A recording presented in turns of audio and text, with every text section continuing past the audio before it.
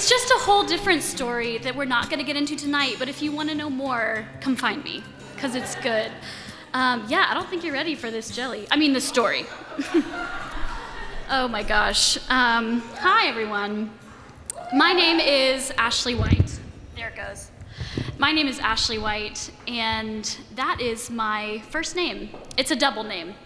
I am from the South. I grew up in Nashville, Tennessee, and that is where this story takes place, actually. So let's set the scene. 10 years ago, I was a rising senior in high school. How would you describe high school Ashley White? All right. She was a theater kid. She was real weird. She talked in a British accent sometimes, which kind of gives you an indicator. She thought a lot of herself, we'll just say that. Putting that on with her being a rising senior, this is like peak. You know, she's like on the cusp of greatness and has so much to prove as well. So senior Ashley White is so excited because it's the summer before her senior year, and that means she is going to camp. And she was so excited because at this camp she was going with all her friends, which was so fun. And this camp was out in the boonies and like, it was in Middle Tennessee, but it was like in the middle of nowhere. So I was like, this is gonna be so fun. There's so many activities at camp. And I was just so ready to prove myself and just have a lot of fun in the process. So we get to camp, and one of the first things that I wanted to do was sign up for going on the boat, which was the thing I was looking forward to most, right? Getting on the lake and going on the boat was gonna be so much fun. I loved tubing, but was excited to try some other things. So I went down to the sign-up sheet, and heart skipped a beat a little bit because on the sign-up sheet, I saw Nathan had signed up. Now Nathan was my crush 4 years running. He was the cutest guy in school. Now this was a private Christian school, so there were slim pickings, but he was the cutest boy by far. I mean, let me paint a picture. He's got dark, swoopy Justin Bieber hair. He's got on his Hollister t-shirt. He's got his gym shorts, his Adidas sandals, and like just great skin, you know? I just couldn't get enough. I was like, Nathan is it. He's the cutest, so obviously I have to have him. Every other girl had a crush on him, by the way. Like every other girl loved him, and so I was like, so it's a conquest. So like, I'm gonna win this game. So I ran to my cabin, and I put my one piece on, Christian camp, remember? Tasteful tankinis were allowed, no bikini. So put on my one piece, headed down to the dock, and I scrambled into the boat, and I was like, where am I gonna sit? Oh, there he is. Sit myself directly across from him, and I was like, I'm gonna make sure he can admire the view. Now, the view at this point was a 17-year-old girl who was extremely awkward, but overly confident. And that's a combo that you understand if you either know or have a teenager. So that's what we were working with. So I'm sitting there in the boat, leaning against the back of the boat, legs crossed, kind of like trying to catch his eye. And I've got my one piece, I've got my cover up for extra modesty, I've got my chacos because I desperately wanted to be adventurous, and I had not shaved my legs in 3 to 5 business days, so that's about where we were at. But I was like, I'm a snack. I'm a snack. And so the whole time I'm trying to catch his eye, and it's sort of working, sort of not.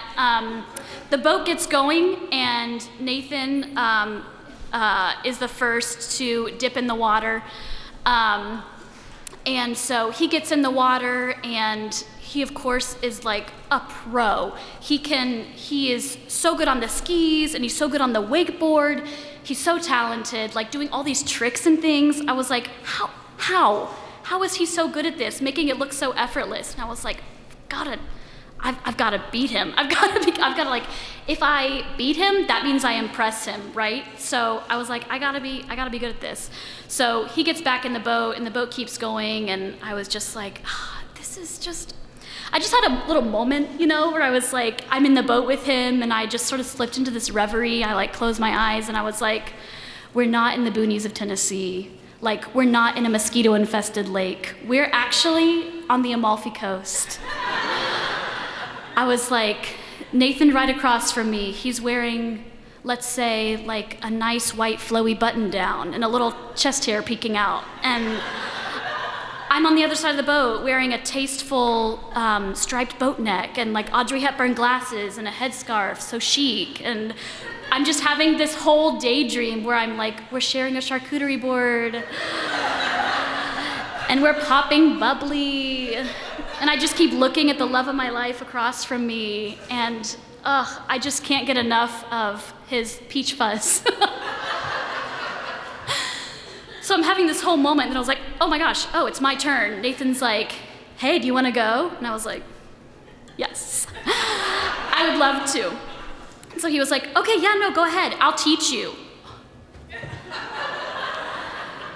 When a guy, ladies, come on. When a guy is like, I'll teach you, I'm about to be teacher's pet. Like, I will absolutely do whatever you tell me to do. Like, that's a yes, yes, yes from me. So I hop in the water, strap on the skis. I'm like, it's go time. And so I'm holding onto the rope, and I give him the thumbs up, and he's like, I'll yell instructions from the boat. And I was like, okay. So I'm strapped in, the boat starts to go, we're picking up speed, it's going great, and I notice like nothing is happening. I'm basically like, like legs stick straight, like just holding onto the rope, and Nathan's like, hey, Ashley White, you have to bend your knees. And I was like, what? He's like, you have to bend your knees, like yelling to me, and I'm like, okay, like, not understanding. And I was like, why is this so hard? Like, it's like 20 seconds go by, 30 seconds go by, and I was like, why is this so difficult? People enjoy this? People do this for fun? Like, people ski? Is that a thing? Like, this is actually really painful. My arms are dying. My legs have no idea what's going on. Like, I'm gonna dislocate them or something. And he's like, you have to bend your knees, get up over the water. Because this whole time I'm just submerged in the water, just being dragged essentially by the boat. And so he's like, get up over the water. And I was like, okay, just keep going. And so it's another like 30 seconds go by, and I'm like, I really don't enjoy this. And he's like, Ashley White, let go. You need to let go. What are you doing? And I was like, I'm fine, thinking like this will impress him if I just hold on like a little bit longer. So I finally let go because like my arms are dying, and I was like, oh my gosh, that was horrible. But I was like, I have another chance. I can do it again. It'll be fine. So I let go of the rope, toss it. I'm just like bobbing in my life jacket. So weird when you're just like sitting there in the lake. You're like, cool. Bobbing in my life jacket, waiting for the boat to turn around. And then I was like, oh. What? I was like, what is happening? I just got this like severe abdominal pain, and then I felt this like slow release. I don't think that you need to be a medical professional to know what an enema is. But in my case, I had given myself an unintentional enema by jetting filthy lake water up my butthole for 45 seconds.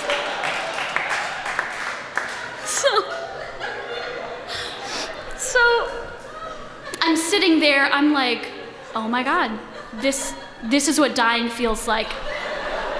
I'm ready to meet you, Lord, if it's time. And I was like, I don't even understand. I just need to get back to the boat. So I start to like swim back to the boat, and then I look down into the water. I am swimming in my own poop.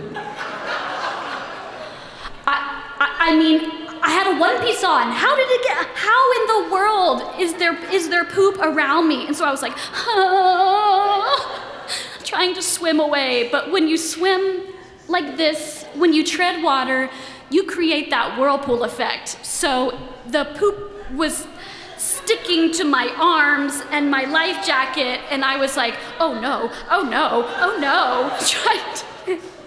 trying to get out of there. And so I was like, all right, I just gotta get out of here. So I dunked under the water and swam up to the boat. And Nathan pulled me up into the boat, which was very courageous of him, because I'm sure I smelled. But I was like, give me a towel. Wrapped a towel around me, and I was like, take me back. Take me back to the cabin. And he was like, okay. So I went back to the cabin, and I sat on the porcelain throne for the rest of the day, half out of necessity, because it was still coming, and half out of embarrassment, because, I mean, that was a journey. That was a whole journey that I took for the afternoon. Oh my gosh. I didn't tell anyone that story until like a year later. My sister is here tonight. She's the first person that I told. And she was like, why didn't you tell anybody? Oh my gosh. I guess that's what shame does. I just think back, I mean, it's been 10 years, and I still don't know why. Why didn't I just let go?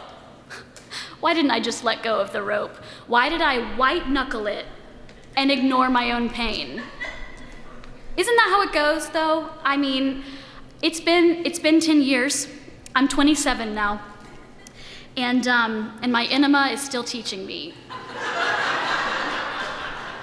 Sometimes you just have to let shit go.